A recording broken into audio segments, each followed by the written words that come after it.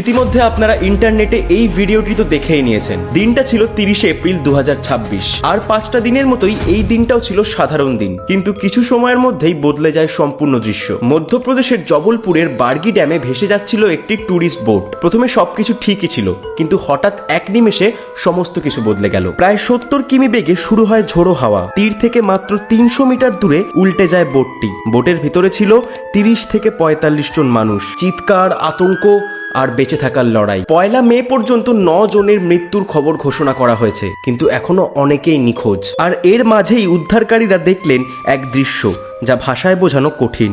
একজন মা তার 4 বছরের ছেলেকে মৃত্যুর পরেও জড়িয়ে ধরে আছে। মায়ের হাত এতটাই শক্ত যেন মনে হচ্ছিল শেষ মুহূর্তেও মা তার ছেলেকে বলছিলেন, আমি আছি তো, ভয় পাস না।